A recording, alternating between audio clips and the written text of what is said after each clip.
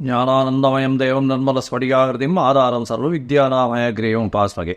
Next gen TV நேயர்களுக்கு அஸ்ட்ரோகே செய்யுங்க பணிவான நமஸ்காரங்கள். வார பலன் 2/9/2024 8/9/2024 வரலும் உண்டான வாரத்திற்கு என்னென்ன பலன் மேஷம் முதல் மீனம் வரை அப்படின்றத பார்ப்போம். அதற்கு முன்னாடி இந்த வாரத்தினுடைய கோல்சாரம் என்ன, இந்த வாரத்தில் வரக்கூடிய விசேஷங்கள் என்ன, அதற்கு பிறகு இந்த வாரத்தில் எந்தெந்த ராசிக்காரர்களுக்கு சந்திராஷ்டமம் அப்படின்றத பார்ப்போம்.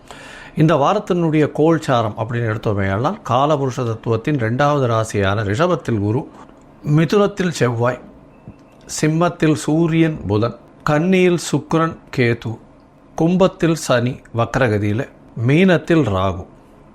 சந்திர பகவான் இந்த வாரத்தில் சிம்ம ராசி மக நட்சத்திரத்திலிருந்து துலா ராசி விசாக நட்சத்திரம் வரலும் போகிறார்.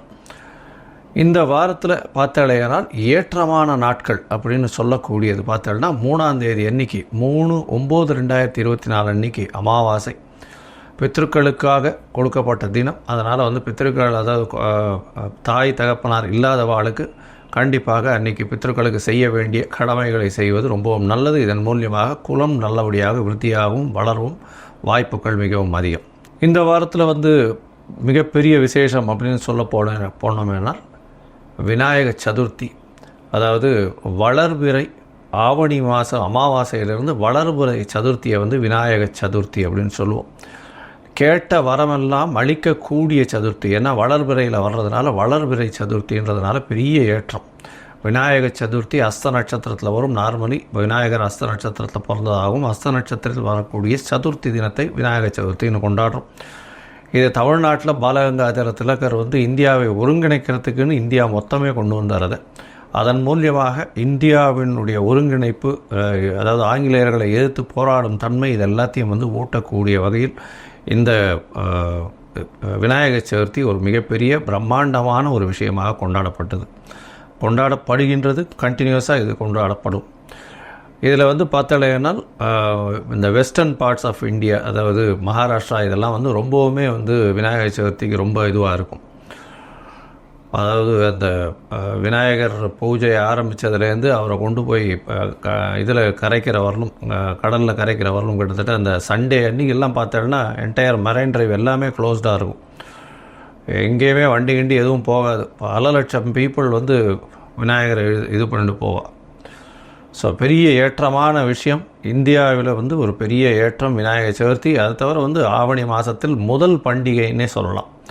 அதாவது இப்போ ப்ரீவியஸ் மந்த் பார்த்தோம்னா ஆடி மாதம், அப்போ கடவுளுக்குன்னு கொடுக்கப்பட்ட பண்டிகை மட்டும்தான் இருக்கும். அதாவது வீட்டு விசேஷங்கள்ன்றது எதுவுமே கிடையாது. அதனால் ஆவணி மாதத்தில் வீட்டு விசேஷங்கள் ஆரம்பம். அதுவும் விநாயகருக்கு முதல் பூஜை போட்டு ஆரம்பிக்கிற மாதிரி வச்சுட்டு எல்லாருக்குமே போய் விநாயகரை போய் சேவிச்சுட்டு வர்றது, அவருக்கு ஒரு தேங்காயை உடைச்சிட்டு வர்றது ஒரு பெரிய ஏற்றம்.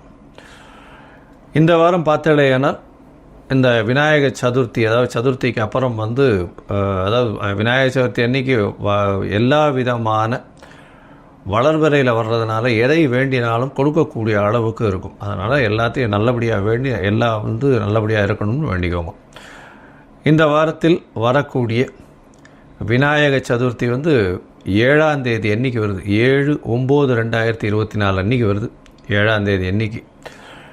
இந்த வாரம் உபாகர்மா, அதாவது சாமவேத உபாகர்மா வருது. உபாகர்மா வருது.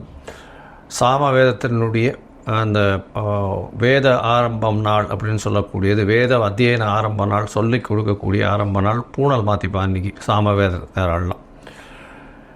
இந்த வாரத்தில் 8/9/2024 அன்றைக்கி ரிஷி பஞ்சமி. அதை தவிர மகாலட்சுமியினுடைய விரதம் அன்றைக்கி இருக்கிறது விசேஷம். ரிஷி பஞ்சமி அன்றைக்கி பெரிய ஏற்றம் பிடிக்கக்கூடிய நாளாக சொல்லப்படுறது.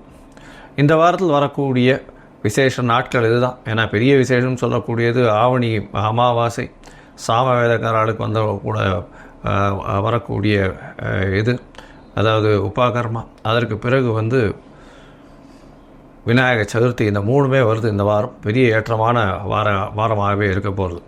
இந்த வாரத்தில் வரக்கூடிய எந்தெந்த ராசிகளுக்கு சந்திராஷ்டமம்னு பார்த்தோம்னா மகரம், கும்பம், மீனம், இந்த 3 ராசிக்காரர்களுக்கு சந்திராஷ்டம காலம்.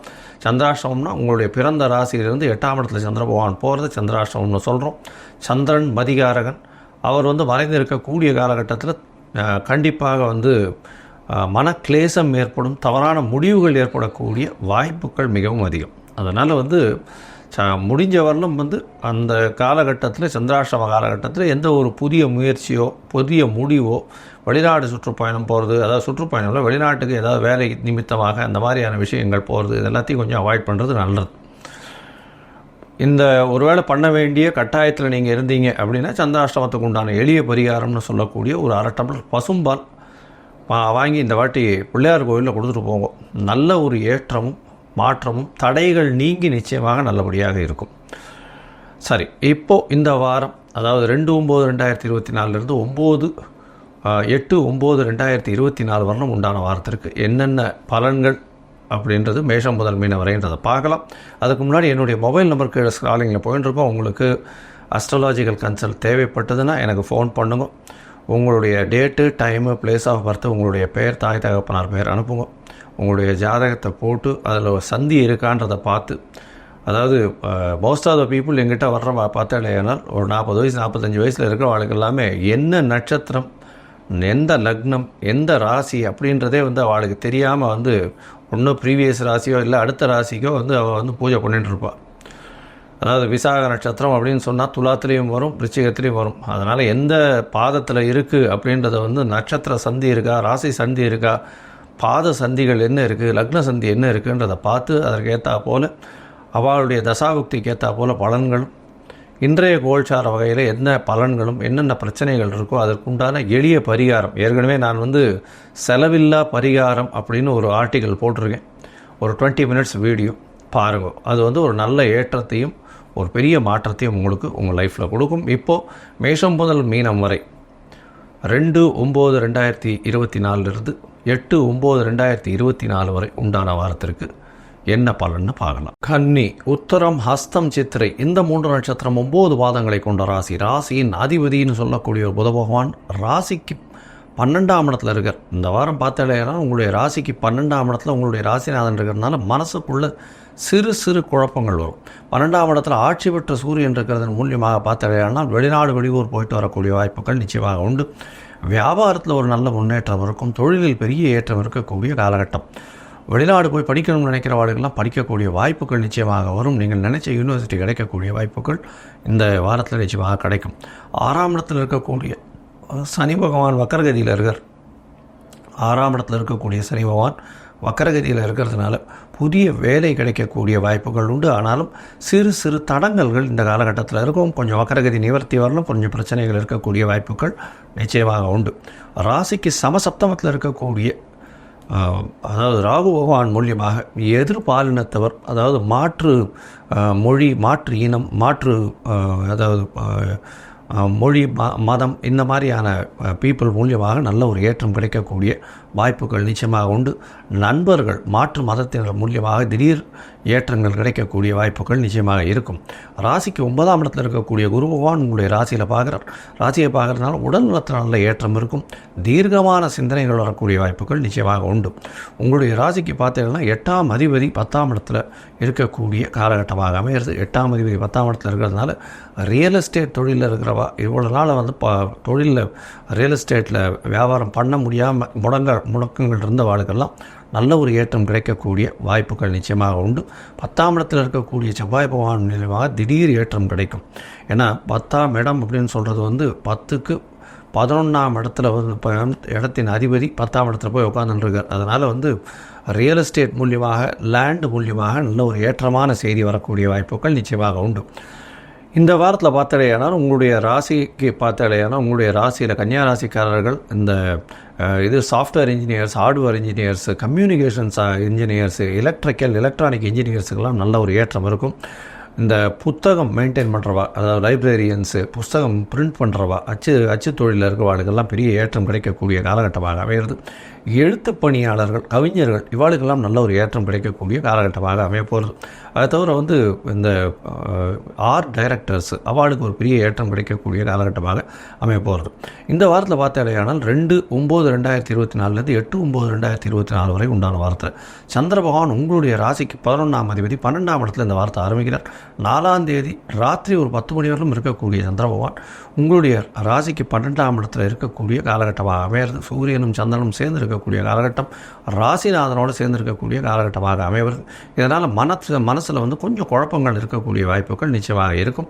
கவலைப்பட தேவையில்லை. பொறுமையாக இருக்கிறதன் மூலியமாக 12ஆம் அதிபதி ஆட்சி பெற்று இருக்கிறதுனால எந்த குழப்பத்திற்கும் நல்ல ஒரு விடை கிடைக்கக்கூடிய வாய்ப்புகள் நிச்சயமாக உண்டு. உங்களுடைய ராசிக்கு பார்த்தோம்னா வெளிநாட்டுக்கு ஷார்ட் ட்ரிப் போயிட்டு வரக்கூடிய வாய்ப்புகளும் இந்த வாரத்தில் வரப்போகிறது. உங்களுடைய ராசியிலேயே சந்திர பகவான் வர, அதாவது 4ஆம் தேதியிலிருந்து 6ஆம் தேதி காலை ஒரு 10 மணி வரலும் இருக்கக்கூடிய காலகட்டம்.